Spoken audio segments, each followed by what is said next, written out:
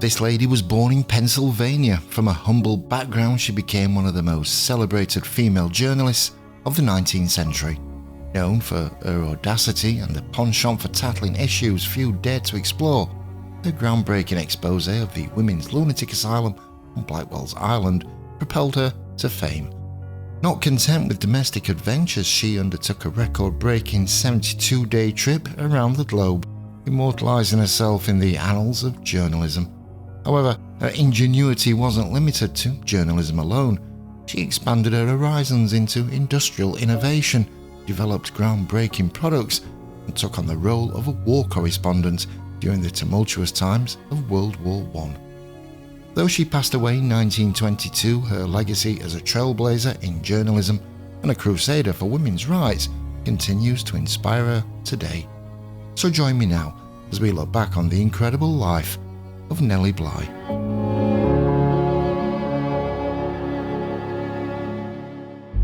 On May 5, 1864, in the quaint cradle of Cochrane's Mills, a modest hamlet tucked away in Armstrong County, Pennsylvania, Elizabeth Jane Cochrane first saw the light of day.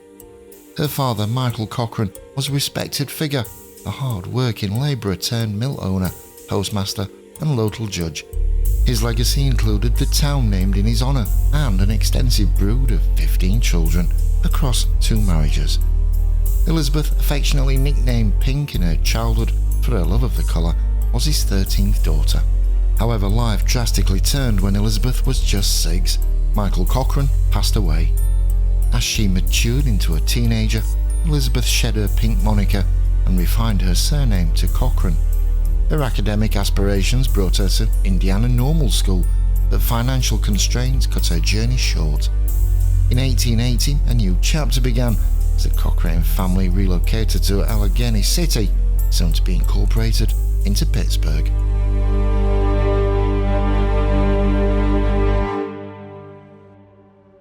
As 1885 ebbed, a controversial column, "What Girls Are Good For," surfaced in the Pittsburgh Dispatch, belittling women's roles to mere domesticity. It ignited Elizabeth Cochrane, a spirited young woman, to write a fiery response under the guise of Lonely Orphan Girl, capturing editor George Madden's attention. Her fervour compelled Madden to run an advertisement calling for the mystery writer's unmasking. Emerging from the shadows, Elizabeth seized on Madden's great offer to join the Dispatch under her pseudonym. Her maiden piece, The Girl Puzzle, powerfully questioned the notion of women's confinement to matrimony, advocating for many job opportunities. Her second salvo, Mad Marriages, pivoted to divorce's toll on women, pushing for reforms. But now her words were etched under a new alias, Nellie Bly, borrowed from an African-American character in Stephen Foster's song and resulting from an editor's fortuitous misspelling.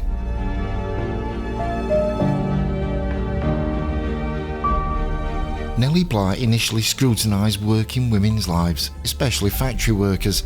Still, her potent pieces irritated factory magnates, sidelining her to more traditional feminine spheres, yet her hunger to push boundaries was relentless. This audacious spirit took her to Mexico as a foreign correspondent, and she immersed herself in the local surrounds for 6 months, writing her experiences in 6 Months in Mexico, a detailed exposé of a local journalist whose unjust imprisonment and one that had provoked President Diaz's oppressive regime. When threats of arrest loomed, Bly fled safely beyond reach. She boldly denounced Diaz's iron-fisted rule and press censorship, and thus began the legend of Nellie Bly, the dauntless journalist and advocate, one in which she became a storm in journalism.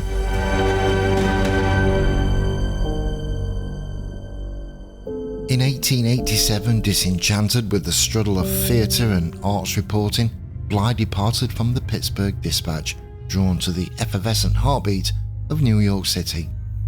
Yet the journey was punctuated by stark reminders of a male-dominated industry, as rejection met her at every turn. 4 months of battling against obscurity and dwindling resources would eventually lead Bly to take a daring opportunity. She penetrated the formidable walls of Joseph Pulitzer's New York World, and she agreed to a risky undercover assignment to feign insanity, infiltrate the women's lunatic asylum on Blackwell's Island and unveil the horrifying conditions within. To convincingly portray madness, Bly spent sleepless nights at a boarding house or temporary homes for females, spiralling into an eerily convincing act of instability. This performance incited panic, ultimately leading to a commitment to the asylum after a series of hasty examinations by the authorities.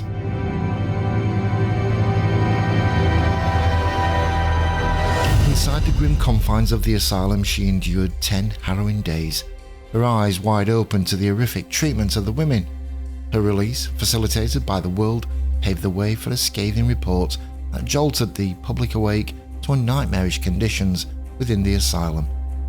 This report, published on October 9, 1887, and later compiled into the book 10 Days in a Madhouse, propelled Bly to fame and forced significant reforms within the asylum.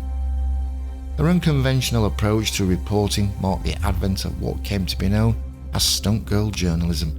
Leveraging her renown, Bly secured an exclusive interview in 1893 with the notorious alleged serial killer Lizzie Halliday, fueling the flames of her already extraordinary journalistic career.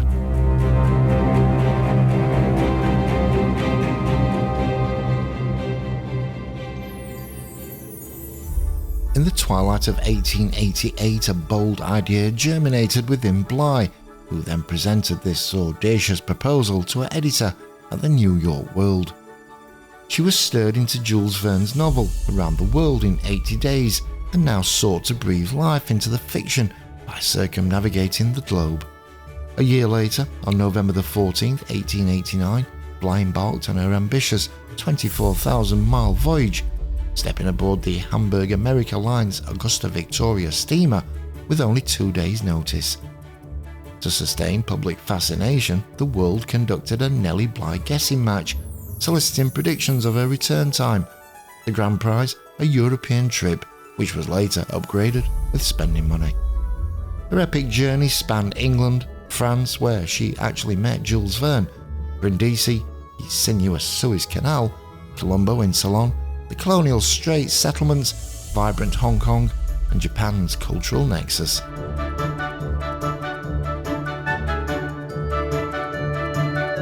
After 72 days, Bly returned to New York, achieving an extraordinary solo circumnavigation.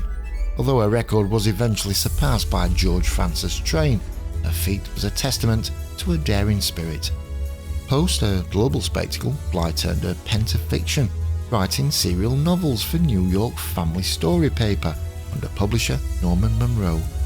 The debut chapters of Eva the Adventuress were printed before Bly's triumphant return. However, most of these works were thought lost until 2021, and they were rediscovered in Monroe's British weekly, the London Story paper.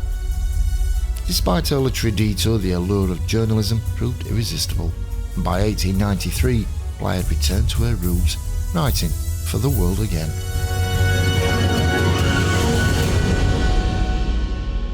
In the transformative year of 1895, Bly's life unexpectedly swerved towards a new path.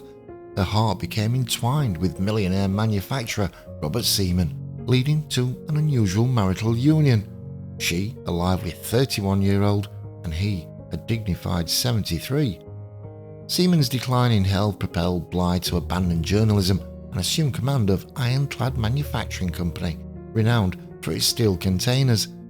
Ironclad unveiled a steel barrel in 1904, a design that later birthed the 55-gallon oil drum prevalent in the United States. However, Bly's inventiveness was to be noticed, earning patents for a unique milk can and a stackable garbage can under her married name, Elizabeth Cochrane Seaman. Despite her entrepreneurial spirit, Bly's financial acumen fell short, leading to Ironclad's bankruptcy due to the deceitful actions of a factory manager. Although her commitment to employee welfare, including health benefits and recreational amenities, remained an indelible mark of her leadership.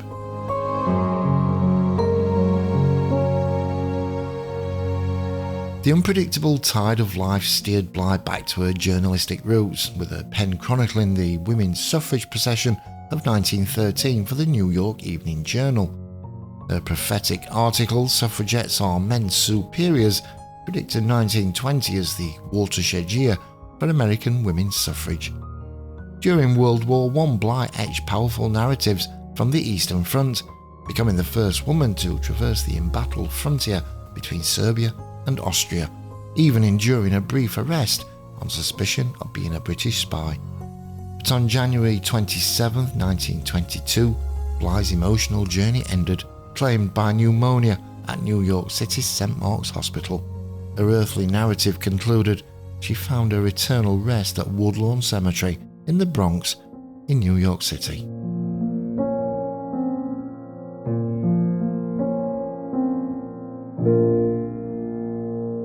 Elizabeth Jane Cochrane, globally recognised as Nellie Bly, had lived a life that was a testament to courage, determination and ceaseless reinvention.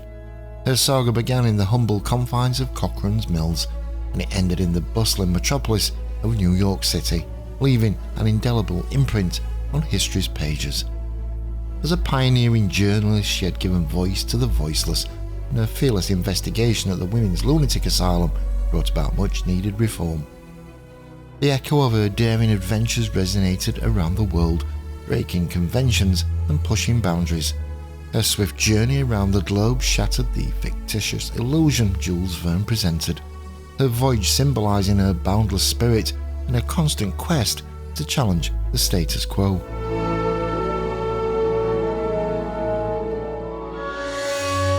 Although mired in difficulty and ultimately resulting in failure, her venture into the industry showcased her spirit of enterprise.